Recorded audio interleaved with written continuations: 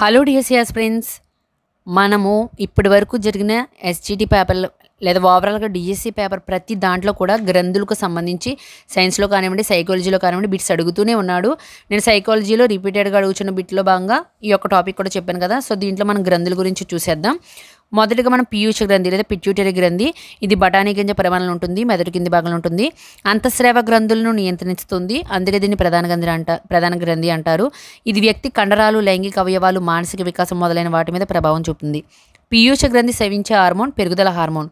ఈ హార్మోన్ తగినంత స్రవించబడకపోతే శిశువులో మరుగుజ్జుతనం వస్తుంది, ఎక్కువ స్రవించబడితే దీర్ఘకాయితం వస్తుంది. ఈ గ్రంథి స్రవించే అనేక హార్మోన్ల కారణంగా పిల్లలు చతురులుగా, సాత్విక స్వభావాలుగా, మానసిక స్థిరత్వం గలవారుగా ఉంటారు. మెయిన్ గ్రంథి అది రిలీజ్ చేసే హార్మోన్, అది చేసే పని అనేది బాగా గుర్తుపెట్టుకోండి. అలాగే దానికి ఉన్న పేర్లు కూడా బాగా గుర్తుపెట్టుకోవాలి. అవార్ట్ గ్రంథి, దీన్నే థైరాయిడ్ గ్రంథి అంటారు. ఇది ఎక్కడ ఉంటుంది? గొంతు వద్ద వాయునాళానికి దగ్గరకు ఉంటుంది. ఇదే బిట్ ఎస్జిటీలో అడిగాడు, గొంతు వద్ద ఉండే మరి గ్రంథి ఏంటనేది. ఇది స్రవించే హార్మోన్ థైరాక్సిన్.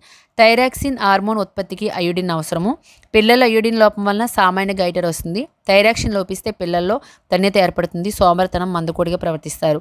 థైరాక్సిన్ స్రావకం పిల్లల యవ్వన దశలో లోపించిందనుకోండి, క్రెటినిజం అనే స్థితి ఏర్పడుతుంది. ఈ స్థితిలో మెదడు అస్సలు వికసించదు. మందబుద్ధిత్వం, మానసిక క్షీణత, అస్థిపంజర పెరుగుదల లోపం, జననేంద్రియాల వికాసంలో ఆలస్యం అవుతుంది. థైరాక్సిన్ స్రావకం వయోజన దశలో లోపిస్తే మిక్సోడిమా అనే స్థితి వస్తుంది. యవ్వన దశ క్రెటినిజం, వయోజన దశ మిక్సోడిమా.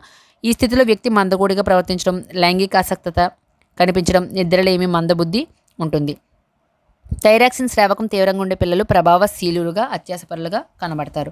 పారస్ అవాటు గ్రంథి లేదా పారాథైరాయిడ్ గ్రంథి అవాటు గ్రంథి దగ్గర ఉంటుంది. స్రవించే హార్మోన్ పారాథార్మోన్. ఇది కనుక తక్కువైతే ఎముకల్లో గట్టిదనం ఏర్పడకపోవడం, ఎక్కువైతే కండరాలు ఉత్తేజపడి సంకోచ స్థితిలో ఉండడం జరుగుతుంది. ఈ స్థితిని టిటానీ అంటారు. నెక్స్ట్ అధిరొక్క గ్రంథి లేదా అడ్రినలిన్ గ్రంథి. ఇది మూత్రపిండాలపై టోపీలో ఉండే వినాల గ్రంథులే అడ్రినలిన్ గ్రంథులు. ఈ గ్రంథి స్రవించే హార్మోన్ అడ్రినలిన్. ఈ స్రావకం ఎక్కువైందనుకోండి, త్వరగా జననేంద్రియ వికాసం, అమ్మాయిలకు మీసాలు, పురుషుల వలె స్వరం బొంగురుగా రావడం జరుగుతుంది. వ్యక్తి ఉద్వేగాలపై అడ్రినలిన్ ఎక్కువగా పనిచేస్తుంది. అడ్రినలిన్ను ఫ్లైట్ హార్మోన్ అంటారు. Fight or flight hormone. Next ముష్కాలు టెస్టిస్.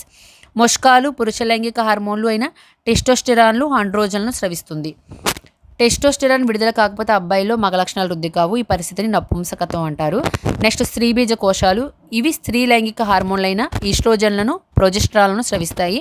ఈస్ట్రోజన్లు విడుదల కాకపోతే అమ్మాయిలు స్త్రీ లక్షణాలు వృద్ధి కావు. అతిగా స్రవించబడితే దౌర్జన్యశీలతను కనపరుస్తారు. తక్కువ స్రవిస్తే సంగీత సాహిత్య కళలో ప్రావీణ్యతను అర్జిస్తారు. క్లోమం మిశ్రమ గ్రంథి. దీనిలో లంగర్హాన్స్ పుటికలు రక్తంలోని గ్లూకోజ్ను నియంత్రిస్తాయి. ఇవి ఫ్రెండ్స్ ఈ యొక్క గ్రంథుల నుంచి ఖచ్చితంగా ఒకటి వస్తుంది. ఆ గ్రంథి ఏంటి? గ్రంథి విడుదల చేసే హార్మోన్, అది పని. సో బాగా చూసుకోండి. Thank you.